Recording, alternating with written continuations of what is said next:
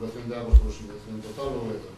No mes de novembro de 2017, antes de aprobar todos os grupos as obras do POS+, 2018, o noso grupo presentou por registro no Concello unha serie de obras, das cales unhas cantas consideramos que eran prioritarias para facer no Bandura.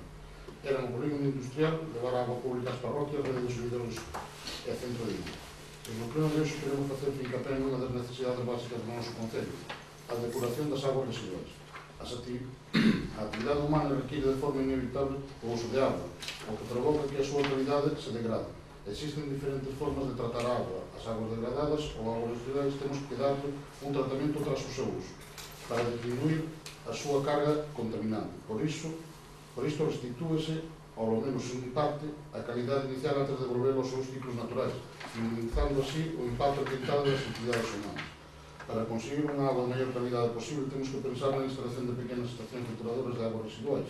Se queremos facer un concello que respecte cada vez máis o medio ambiente, que gañe mellores condicións saudables e, sobre todo, facer que as nosas parroquias sexan máis atractivas para o asentamento de poboación, este é un dos puntos básicos sobre os que actuar para levar a Bandadora cara a un futuro mellor. Nunha reunión mantida cos veciños de Riñón, esta foi unha das súas preocupacións e unha das súas demandas para mellorar os servizos da súa parroquia.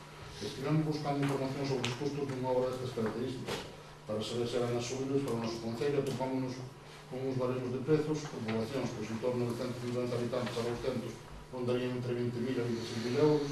Sería un depurador por Xeración Total, depuradores de aguas grises que tamén estamos tendo problemas na mesma parroquia, serían en torno de 19.000 euros, e unha EDA entre 250 habitantes a 400 falaríamos de 50.000 a 98.000 euros.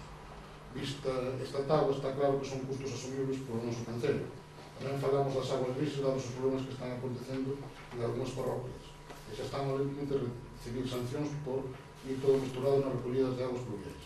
Desde Terra Galega de Bandadora consideramos unha necesidade básica este servizo, e solicitamos ao concello que faga un estudo e un proxecto dunha pequena EDA en Erviñón, ademais de ir pensando na mesma solución para os problemas acontecidos na parroquia de Portomira no lugar de Nogual.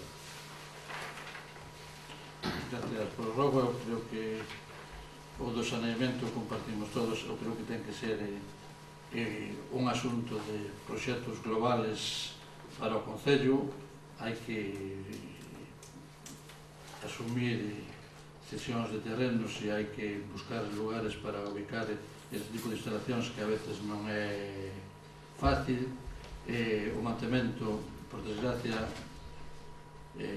moitísimas veces é deficitario. O único que se fai é xuntar en un punto toda a contaminación, pero evidentemente eu creo que hai que dar preferencia a un proxecto global.